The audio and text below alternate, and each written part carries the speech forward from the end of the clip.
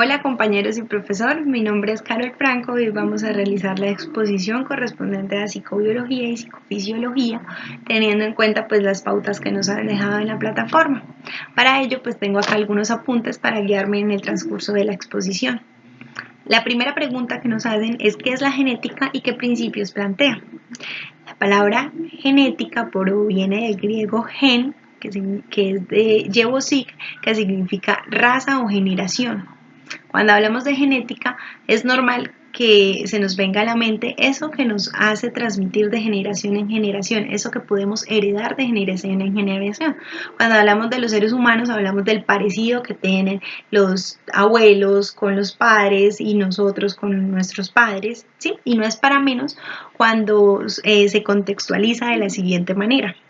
La genética es la ciencia que estudia la herencia biológica, es decir, los mecanismos de transmisión de carácter biológico, de generación en generación y cómo estos se representan en cada uno de nosotros. La herencia biológica se encuentra en el ADN, ácido desoxirribonucleico, que se encuentra en cada una de las células, de nuestras células. El conjunto de características que un ser vivo hereda de sus progenitores se denomina genotipo y aquellos que se aprecian externamente se denominan fenotipo. La segunda pregunta que nos hacen es cómo están estructurados los cromosomas y cuál es su importancia para el desarrollo de los seres vivos. Los cromosomas son estructuras que se encuentran en el centro del núcleo de la célula, que transportan fragmentos largos de ADN. El ADN es el material que contienen los genes y los cuales forman los cromosomas.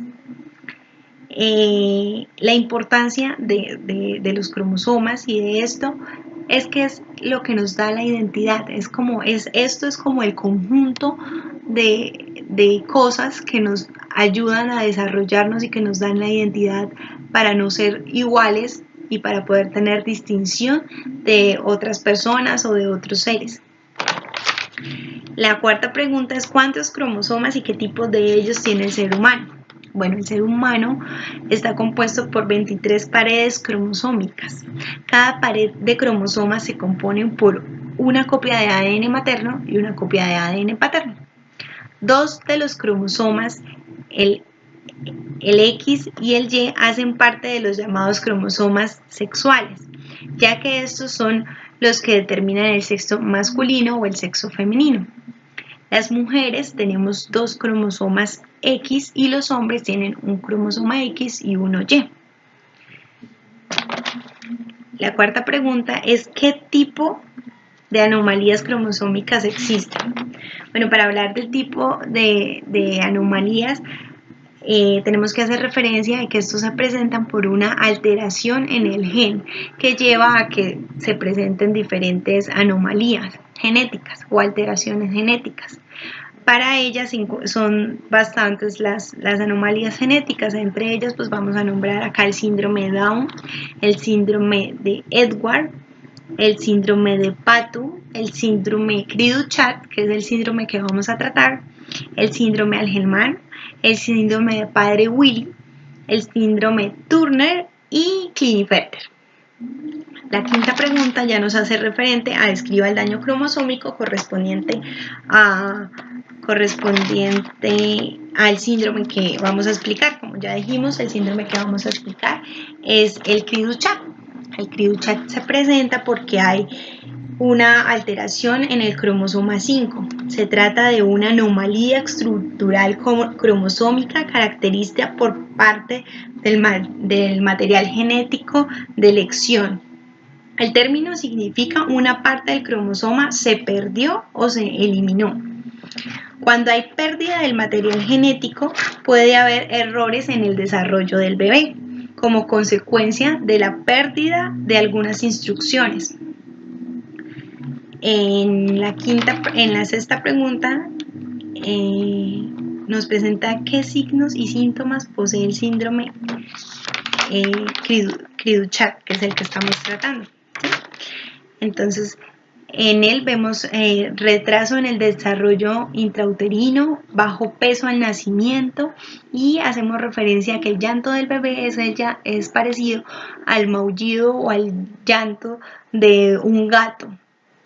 Estructura facial peculiar, redondeada o cara de luna, paladar elevado, cabeza pequeña, ojos separados o dispuestos hacia abajo, cuello corto, bajo tono muscular, retraso mental pudiendo ser severo, desarrollo lento o incompleto de las habilidades motoras.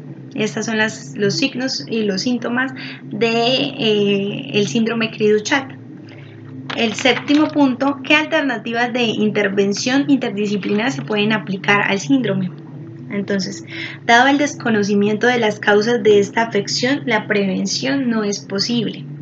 La única posibilidad al respecto está vinculada a la etiología genética del síndrome y a la detención de factores de población de riesgo, siendo el consejo genético especialmente importante en los casos en los cuales existe un error de cromosoma.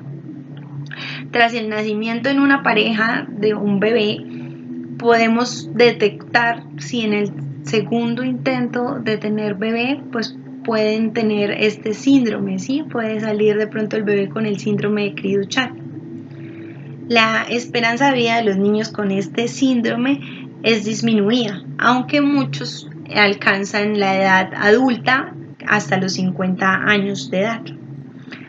Este aspecto depende de la gravedad de las malformaciones asociadas con el síndrome.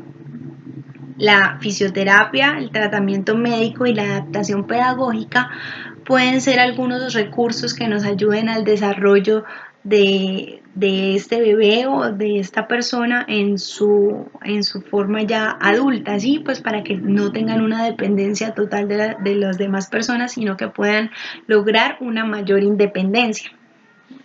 Bueno, esto es lo que quería comentarles respecto al tema que nos tocó exponer. Un abrazo para todos y que estén muy bien. Hasta luego.